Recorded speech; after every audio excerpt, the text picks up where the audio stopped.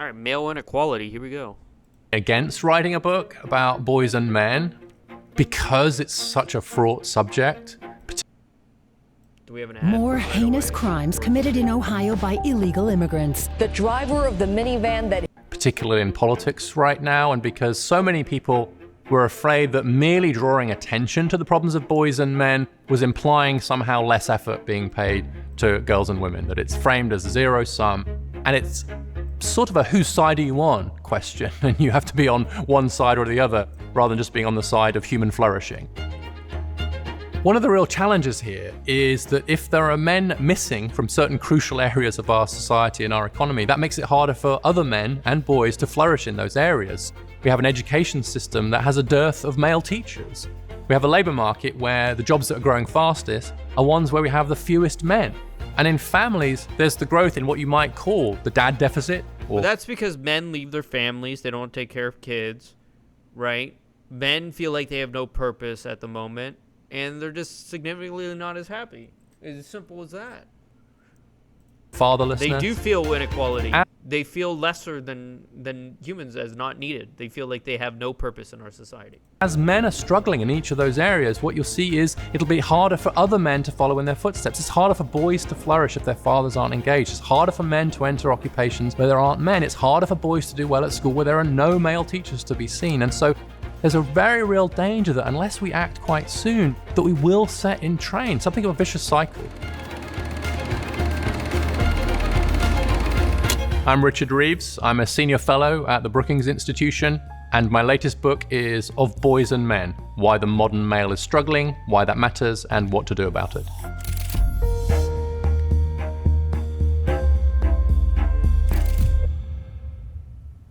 The overall picture is that on almost every measure, at almost every age, and in almost every advanced economy in the world, the girls are leaving the boys way behind, and the women leaving the men. Men in education. Okay, here we go. What nobody expected was that girls and women wouldn't just catch up to boys and men in education, but would blow right past them and keep going. Everyone was very focused, quite rightly, on getting to gender equality, getting to gender parity.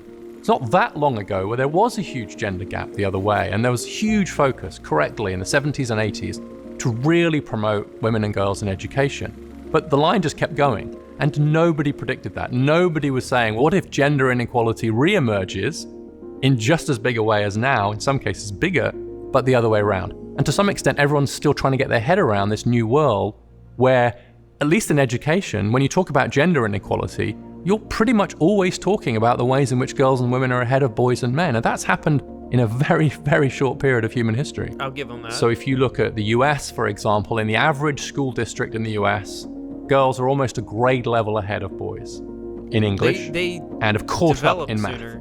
If we look at those with the highest GPA scores, the top 10%, 2/3 of those are girls. If we look at those at the bottom, 2/3 of those are boys. When it comes to going to college, there's a 10 percentage gap in college enrollment, a similar sized gap in completing college, conditional on enrolling. And the result of those trends is that the gender gap in getting a college degree is now wider than it was in 1972, but the other way around. So in 1972, when Title IX was passed to promote more gender equality in education, there was a 13 percentage point gap in favor of men getting college degrees. Now there's a 15 percentage point gap in favor of women getting college degrees. So the gender inequality we see in college today is wider than it was 50 years ago. It's just the other way around.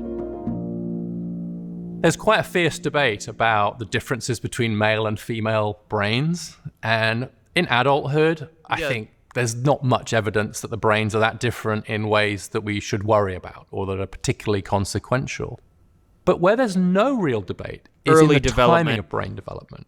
It is quite clear that girls' brains develop more quickly than boys' brains do, and that the biggest difference seems to occur in adolescence. So what happens is in adolescence, we develop what neuroscientists call the prefrontal cortex. The prefrontal cortex of our brain is sometimes known as the CEO of the brain. It's the bit of your brain that says you should do your chemistry homework rather than going out to party. It's the bit of your brain that says it is worth maintaining a high GPA because it will help you get to college, which might help you in the future. And that bit of the brain develops considerably earlier in girls than in boys, between 1 and 2 years earlier, partly because girls go into puberty a bit earlier than boys, and that seems to trigger some of this development.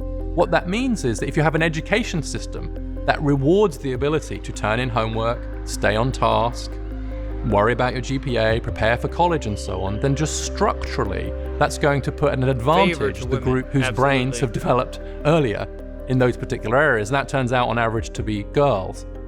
I think it's a great irony of women's progress that by taking the brakes off women's educational opportunities and aspirations, we've revealed the fact that the education system is slightly structured against boys and men because of these differences in the timing of brain development. But it took the women's movement to show that, because the natural advantages of women in education were impossible to see when women's aspirations were being capped by a sexist society. Now that those caps have been largely removed, we can see that it's boys and men who are at a disadvantage in the education system. Absolutely. At the risk of sounding boring, Men are completely dumber growing. It's not even close. Men do a bunch of stupid things you see women doing. And I'm not going to say that women don't do stupid things. Yeah, they do. But growing up, what do you hear parents and people complain about more? Oh, I got 2 boys. Well, yeah, you do. That sucks. The people feel like it's a pain. In the education, it's just proven that they develop slower than women. Collect the data first so we know what we're dealing with here. I do think that we should be strongly encouraging boys to start school a year later than girls. I think that should become the default in many school districts because of the developmental gap that there is between boys and girls. Because boys' brains mature more slowly, then them starting school a year later would mean that they were developmentally closer to being peers with the girls in the classroom. We need a lot more male teachers. It's striking that the teaching profession has become steadily more female over time. Only 24% of K-12 teachers now are male. That's down from 33% in the 80s. And fewer men are applying to teacher training year on year. And so we've seen this steady shift towards a close to an all-female environment. That has all kinds of consequences for the ethos of the school, for the way we deal with different kinds of behavior among boys and girls, for example. And so we need a very serious and intentional effort to get more men into teaching. The third thing I would do in this world where I have significant power to dictate policies would be significantly more investment in vocational education and training. That is an area where we do seem to see better results for boys and men on average, and one that's woefully underinvested in the US. The US has really bet most of its dollars on a very academic, a very narrow route towards success, and less emphasis on vocational training. And that has actually put boys and men at a disadvantage. So apprenticeships, technical high schools are actually a really good way to help more boys and men. I think one of the challenges with this debate is that if you're talking to women and men who are, say, at the top of the economic ladder, 4-year college degrees, decent incomes, they look around and they don't see some of these issues. But that's not the same for working class men. That's not the same for men lower down the economic ladder. So there's a danger that we're so busy, to borrow Sheryl Sandberg's phrase, so busy leaning in that we don't look down. The reality for men further down the ladder is very different. A couple weeks ago, I got a promotion. Came with a small pay bump. Okay. The economic trends for men have turned downwards along 4 dimensions. One is wages. Most men today earn less than most men did in 1979. In employment, with a drop in labor force participation of 8 percentage points, which means 9 million men now of prime age are not working. We've seen a drop in occupational stature, and so there are now more men working in employment areas which are seen as lower status than they were in the past. And we've also seen a drop in the acquisition of skills, the kinds of skills and education that boys and men need. If boys don't get educated and men don't get skilled, they will struggle in the labor market. And across all of those domains, we've seen a downwards turn for men in the last 4 or 5 decades.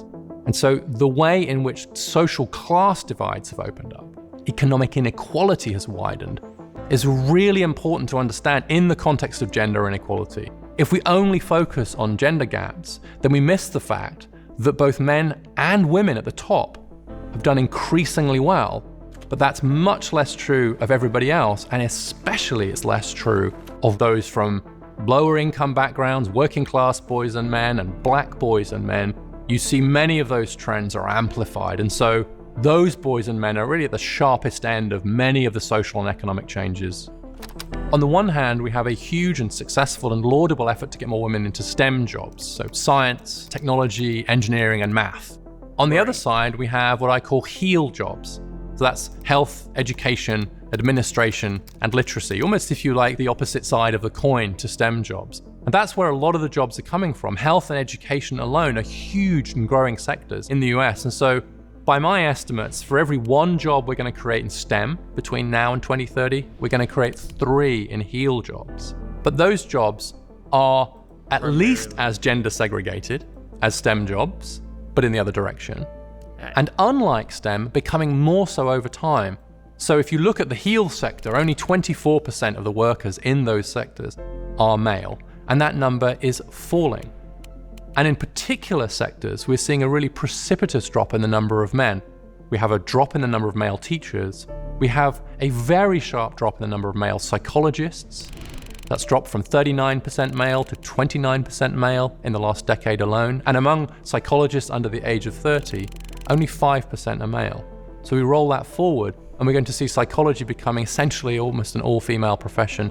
So these jobs, which are both crucial, I think, for society, and where it'd be very useful to have more diversity, are actually becoming more gender segregated. And so we have absolutely no effort to get more men into HEAL jobs, which is where I think the future lies and where we should be helping men to move. Yeah, but most men are probably going to go towards labor and, harder term stuff, as not as many of them are willing to invest into the hard education that is required to go into these jobs. We need more what he's saying is true. I just don't believe it's feasible. One of the problems that we face is what I call in the book a dad deficit. Okay, I want to hear this. And that can be seen in various different ways. So 1 in 4 fathers don't live with their children. If parents split up, they're much more likely to lose contact with their fathers and with their mothers. And so 1 in 3 children, if their parents split up, don't see their father at all after a few years post the separation. So this fatherlessness is something that's very, very specific. And when 4 in 10 children are born outside marriage, and most children to less educated parents are born outside marriage, then we have to reinvent what it means to be a father. Because right now, men are still being held to an old standard of what it meant to be a successful father in a world where that is neither possible for many of them or even desirable. Because what we've seen is, as women have grown in economic power and economic independence, then of course they're going to choose to be with a man rather than being forced to, as in the old days. This is probably the greatest liberation in human history, honestly, that women can now choose whether to be with a man or not. More than 2 out of 5 households in the US now, a woman is the main breadwinner. 40% of American women earn more than the average man. These are huge economic changes and all for the good, but it does pose some really sharp questions about what fathers are for. And until we escape the obsolete model of the breadwinner father, then we will continue to see more and more men being left out of family life.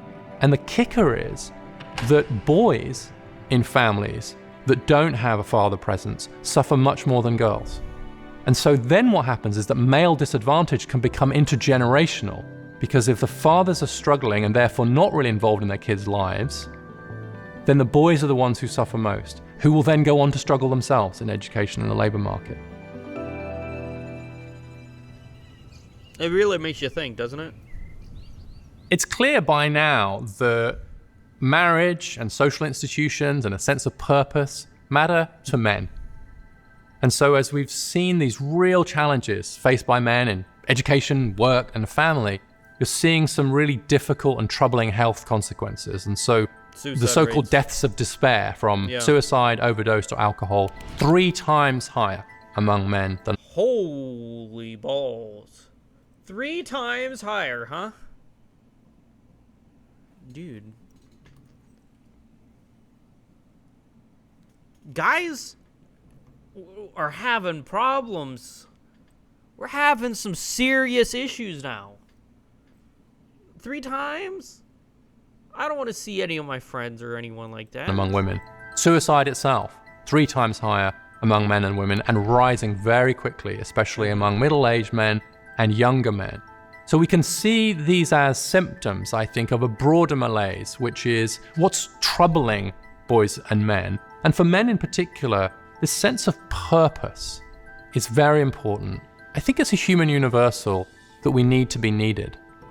There's a wonderful piece of work by an academic called Fiona Shand who looked at the last words that men had used to describe themselves before committing suicide or attempting suicide. And the top of the list were worthless and useless. I think if we create a society in which so many men do feel like they're not needed, then it's no surprise that we see these deaths of despair.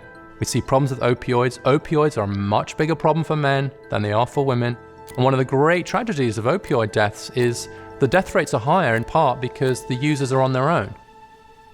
And so in some ways, the opioid epidemic is a perfect illustration of a whole series of things we're talking about, which is a loss of role in the family, a loss of status in the labor market, turning to drugs, and being isolated and withdrawn. And so in that example, I think you can see a symptom of this broader male malaise that we just need to take it more seriously, and we have a cultural responsibility as a society, men and women together, to help men and boys to adjust to this new world.